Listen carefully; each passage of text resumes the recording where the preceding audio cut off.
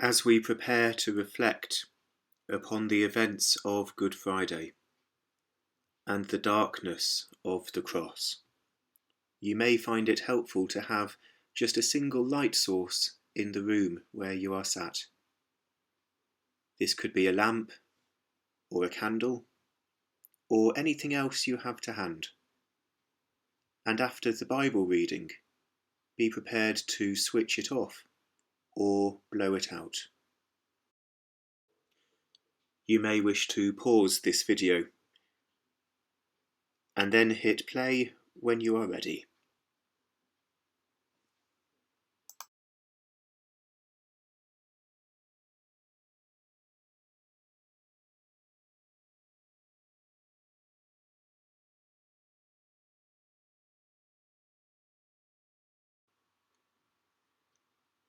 Two others also, who were criminals, were led away to be put to death with him. When they came to the place that is called the Skull, they crucified Jesus there with the criminals, one on his right and one on his left. Then Jesus said, "Father, forgive them, for they do not know what they are doing." And they cast lots to divide his clothing, and the people stood by, watching. But the leaders scoffed at him, saying, "He saved others. Let him save himself if he is the Messiah of God, his chosen one." The soldiers also mocked him, coming up and offering him sour wine, and saying, "If you are the King of the Jews, save yourself." There was also an inscription over him, "This is the King of the Jews." One of the criminals who were hanged there kept deriding him and saying, "Are you not the Messiah? Save yourself and us." But the other rebuked him, saying, "Do you not fear God, since you are under the same sentence of condemnation? We indeed have been condemned justly, for we are getting what we deserve for our deeds. But this man has done nothing wrong." Then he said, "Jesus, remember me when you come into your kingdom." Jesus replied, "Truly I tell you, today you will be with me in paradise." It was now about noon, and darkness came over the whole land until 3 in the afternoon, while the sun's light failed, and the curtain of the temple was torn in two. Then Jesus, crying with a loud voice, said, "Father, into your hands I commend my spirit." Having said this, he breathed his last.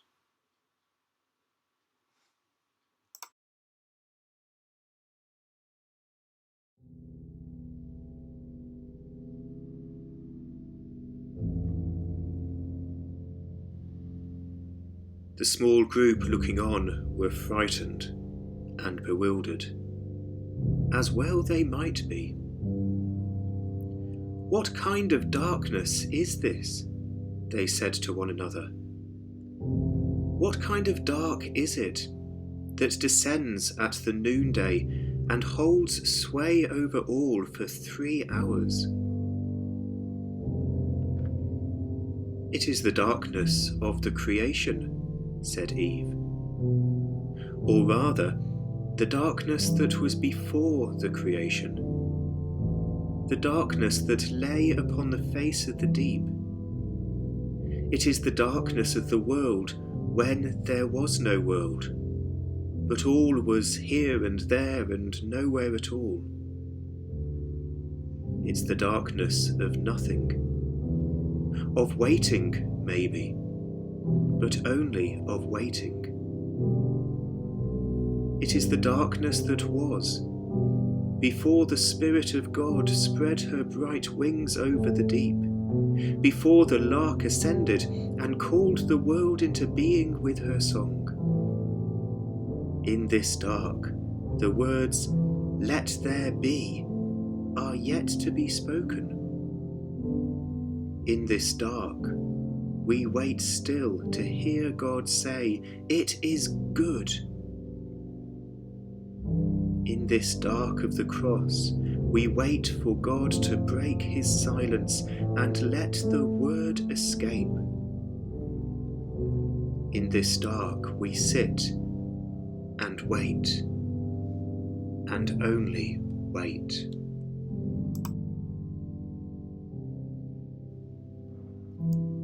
"Yet surely," said Noah, "the darkness of the cross is the darkness of uncreation, of God's world all undone. It is the darkness of the forces of chaos once more unleashed. It is the darkness of the flood, of the violence of the earth.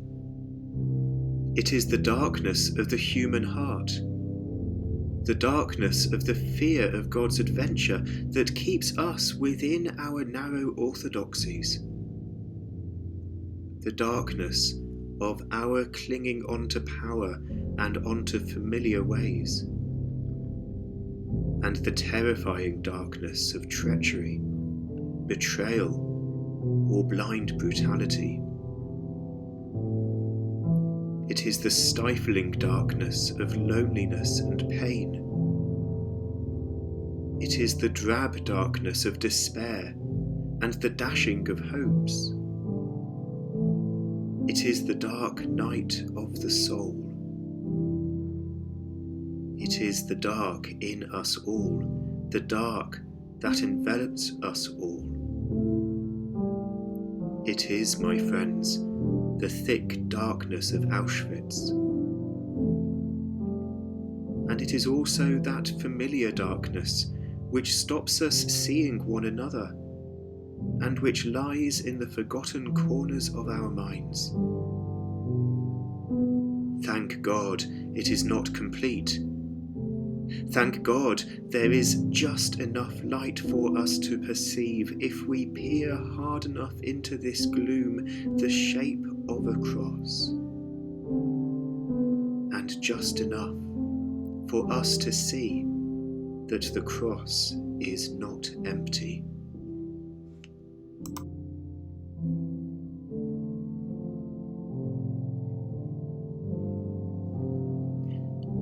"Yet wait," said Ruth the Moabite. "The light here in Israel has a rare clarity and intensity.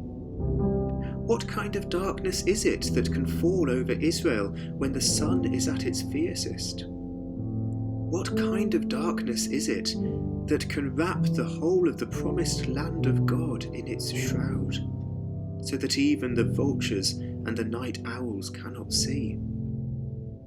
The whole of this land is put in the dark of the cross. All is helplessness and bewilderment. All is not knowing. All is waiting. All is terror. What darkness can it be that has put out this sun?" "It is the darkness of Egypt," said Moses. "The darkness of the 9th plague. The darkness that could be felt, and in which the Egyptians could not move for 3 days. It is the darkness which breaks the power of all sun gods, those of every land and every age. It is the darkness which denies all gods who seek to compel our worship by the fierceness of their heat and the necessity of their warmth. This darkness of the cross strips away the pretense, the fine pretensions of these gods, whoever they are, whose work it is to make us feel small, whose calculations are inexorable, who go on their way unaffected by what we do, yet demanding our attentions. The sun does not enter into negotiations with us or covenants of any sort. We cannot look it in the eye. There can be no argument with it. It keeps us as children, longing for its return or enjoying its warmth or praying for some relief from its gasping heat. So it is with sun gods. God defeated them in Egypt, and has returned now to Golgotha to rob them of their power once and for all, to give us back our dignity, our freedom, and our hope.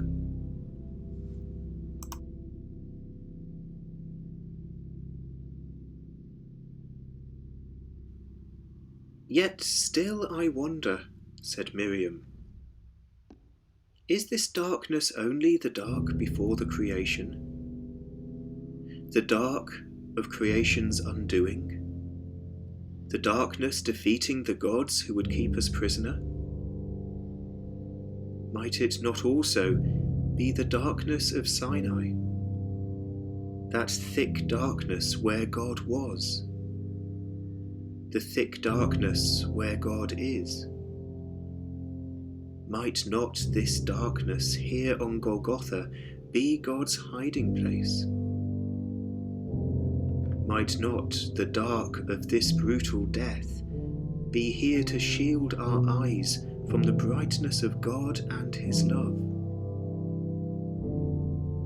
Perhaps today God has come out of hiding, split the curtain of the Holy of Holies from top to bottom, and stepped out into the world only to wrap Himself quickly in darkness, to hide not out of modesty, but to hide the fullness of His glory. Is God not concealed here, in this dark, waiting for us? You, my brother Moses, emerged from the darkness of Sinai with your face shining as bright as the sun, and bearing in your hands the love letters of God, and an invitation to the wedding. We refused then.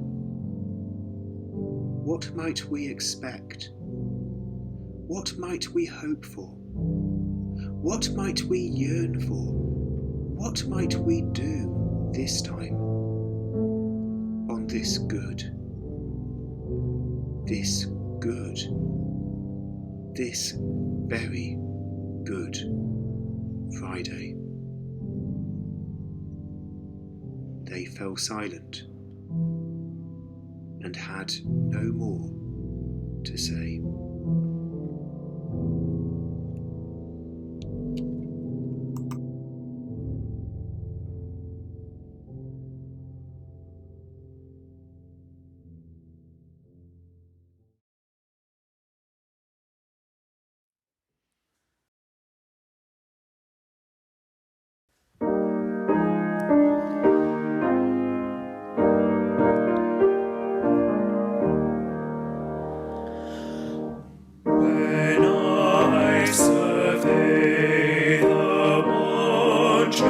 Cross on which the Prince of Glory died, my riches gain I count but loss, and pour contempt on all my pride.